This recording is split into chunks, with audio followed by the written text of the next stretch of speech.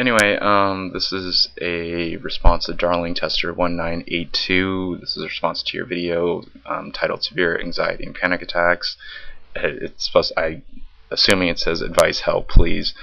Anyway, first let me mention that I apologize for this being a little bit impersonal. I don't exactly have the software to run my webcam right now. I'm just moved into this house and I'm actually at UCI right now. I'm back home getting back surgery, so I'll be back in January, so that's why I don't have a webcam running. I'm just using a screen recorder and a microphone, so this is pretty rudimentary. But anyway, I'm listening to the audio on your video right now, and so let's just go over. These are your self-reported symptoms as far as I can derive, and you have fatigue, muscle spasms, blackouts, tremor, that's what I termed your shakiness, heart palpitations, social anxiety, mood instability, anxiety, panic attacks, depression, stress, indirect effects on your finances, relationships, etc., hospitalization, and you kind of throw an anorexia there at the end.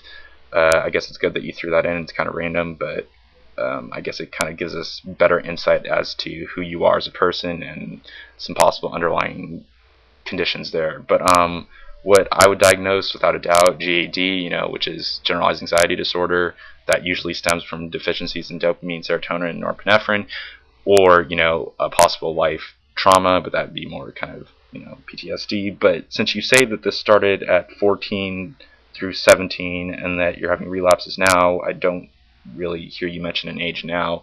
That kind of makes that a little bit difficult to determine the causation there.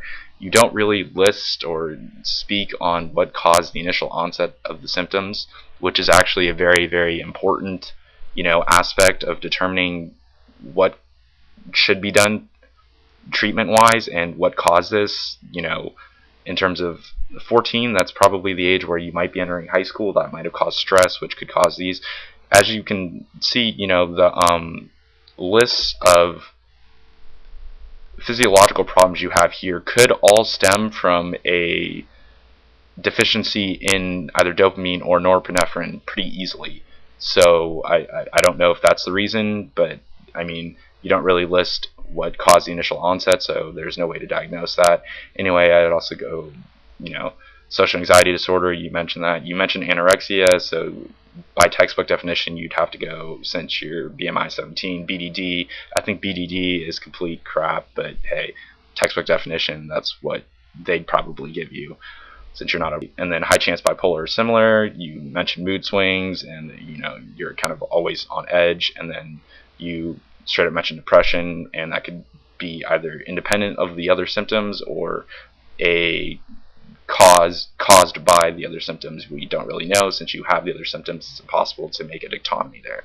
So we'll move on. As far as treatment, personally, I would recommend biofeedback. You say you were hospitalized a multitude of times. I don't understand why they didn't really go over treatment options with you. If you're not on a benzo, I would get on one. If you're on Xanax, I would switch to Klonopin. It has better long-term effects. It's not as addictive, and it's better for people with the symptoms that you have. It will help definitely with muscle spasms, with the back pain, things of that nature. An SSRI, if you feel it's absolutely necessary, and an SSRI is an antidepressant, if you didn't know. Obviously, that's a double-edged blade. There are pretty massive withdrawal effects. Don't downplay those. I mean, a lot of psychiatrists will try to downplay the withdrawal effects of an SSRI, but I have lots of friends that have dealt with that.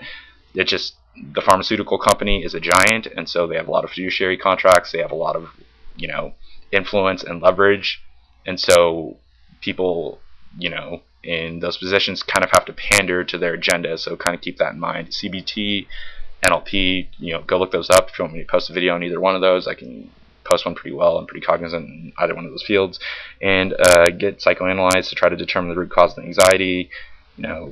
Since you didn't mention what triggered the initial symptoms, what triggered the relapse, and the last question I would pose to you is, are your back problems localized or all over? Now, the reason I ask this question, although it doesn't seem like it has any relevance whatsoever to the situation, is because as a general rule, your brain is a pretty bad determining organ as to where the origin of back pain is, and the reason for that is because the glial cells in your back develop at about the same time during childbirth, which means that there really isn't a mechanism for differentiating where back pain starts. So like even if you have a problem and it's, you know, in your lumbar, you may feel pain throughout your entire back, and that's just because, you know, of the way that your back develops during childbirth. And so, you know, that's why back problems are so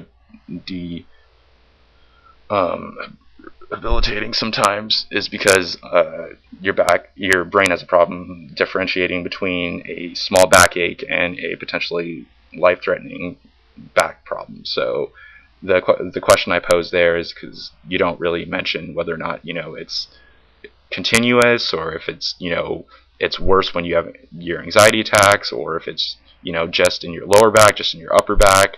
Because if it's just like muscle spasms and things of that nature, then I would definitely feel that the cause of most of your problems wouldn't be psychological, but rather physiological, and probably due to a deficiency in dopamine, as I mentioned earlier, because dopamine deficiency does cause all those symptoms, as you may well know. I don't know if your doctors talk to you about that or not, but if that is the case, and I would definitely talk to whoever your practitioner is, then Klonopin is definitely the way to go, and the other things would be conducive as well.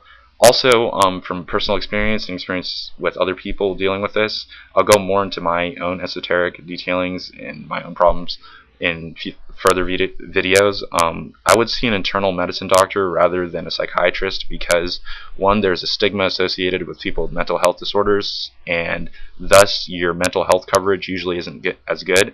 And two, psychiatrists have to pander to, you know, the mental health industry, which is completely run with giants who just want to push the antidepressant route on everybody because, as I mentioned before, you know, once you start taking them, you're basically on them for a very long period of time. They have devastating withdrawal symptoms, and so people don't like to get off those medicines.